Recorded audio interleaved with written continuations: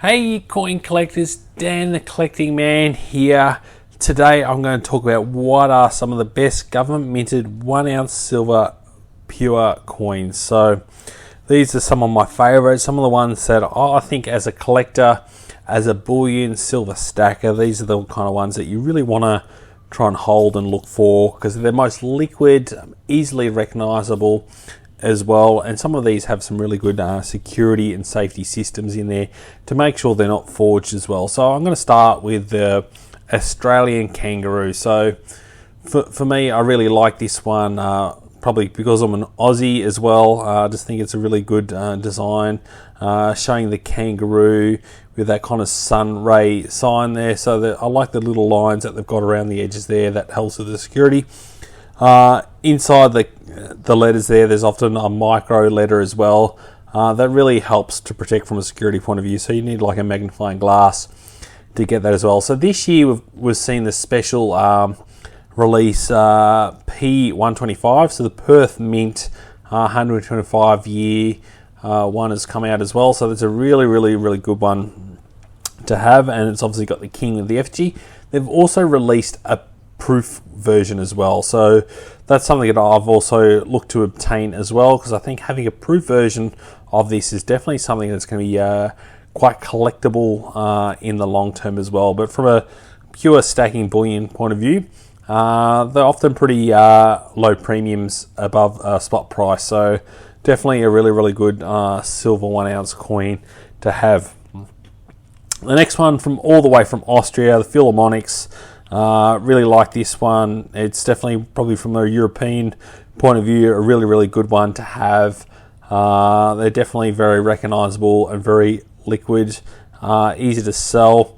For me, it always reminds me of The Sound of Music from that point of view. So I don't know if everyone else has the same as well, because of the Austrian theme in there as well. But I think they're really good as well. So definitely happy to have some of those in my collection. The next one from South Africa is the Krugerrand. So more known for their gold, the Krugerrands, but definitely having a silver Krugerrand is really good. This is a special edition one that I've got here. This is the 50th anniversary one there. You can see with a tiny little privy mark there as well. So 2017 as well. Really good to have one of these as a special edition as well. You can really see that nice luster there on the back there as well. So looks really good. Really happy to have some of those. So I've got a few of the Krugerrands as well. Next we'll probably go into some of the more famous is the Britannias as well from the UK as well. So I really like the Britannias. I'll probably have them the most. So this one's the 2023 version with the Queen. So this was the last one that they had with the effigy on there, so it's definitely really good to get one of those. I also had the coronation version as well, so very collectible to have. These are quite limited as well, so it's really good to have this special release coronation version of that as well. And I've already got one of the 2024 ones as well. So this one here, you can see it's got some pretty hefty milk spots in there as well, so I'm sure over time it's going to go a lot worse as well. So definitely nice to hold. I love holding silver in the hand. There's nothing like it when you can hear it. You can hear it click as well. Just that noise of silver. It's just absolutely beautiful as well. The next one we'll go to, probably the most famous worldwide, is the American Silver Eagles as well. So I've got two of them here because you got the Type 1 and the Type 2 Silver Eagles. For me personally, I'm still a big fan of the Type 1. For me, that just sings out more American with the stars and just the emblem there. It just has this real American feel about it. For me, it's almost like a classic 80s kind of symbol there. I really like it.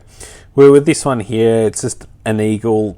Yes, we know it's American, but there's something about this older, more unique design for me. I don't know, I really like it as well. So I'd love to hear what you personally think. If you don't mind the difference, Type 1 or the Type 2, or if it's for you don't mind as long as it's American. Silver Eagle as well. So very, very liquid, very high premiums on these at the moment. So we're coming into Eagle season right now as well. So we'll be looking out for the 2024 version as well. Definitely I'll be grabbing a couple of those when they come out as well. For me, probably the best design, definitely the best to have, is the Canadian maple as well. Love the radial lines that they've got around there as well, so it really pops out in that light as well. Love all the detail as well that they've put in to that maple as well, so it just really is unique. And the way they've got the little maple there with the number 23 in that, because this is 2023. So they've gone to a lot of details to make sure from a security point of view that there's no chance of having counterfeits of these. They've also got a special thing in this to stop it from milk spotting as well, so you're not going to have that milk spotting staining on there as well. So it's the only mint that I'm aware of worldwide that have that special design that stops it from milk spotting as well, which I think will help these coins to retain their value as well, because you imagine this one now, over time, I'm probably not going to get the higher premium on top of it compared to some of the other ones as well. Another one that's probably not as popular, but definitely okay to have, is these Chinese panda bears. So they change their design every year. The key thing to note is they're only 30 grams, not 31.1 as well. So sometimes you're paying similar prices to all the other ones for one of these when you're actually getting less silver as well. So I more personally just have one or two from each year as well. Definitely the libertad as well. So the Mexican libertad, they've been a bit harder to obtain sometimes. So that way they can have a bit of a high premium, a bit like the American ones as well. But for me, definitely having some Mexican libertads as well is really good. Nice design, very similar in some regards to the American one as well. So the next one is the Somalia Republic. This one is the elephant, the African wild elephant. I really love it. It just almost has a proof state kind of finish to it as well. So it just really pops out from a design point of view. I really like it when the coins have that kind of a real shine to it as well. So definitely very good. But for me, from a design point of view, probably one of my favorites is this one here. So this is the Bounty ship. This one is the Cook Islands one as well. So I love it, even the way they've got the effigy there and with all those lines around it as well. Just really pops out, and it's really nice to have. So I really like having those ones as well.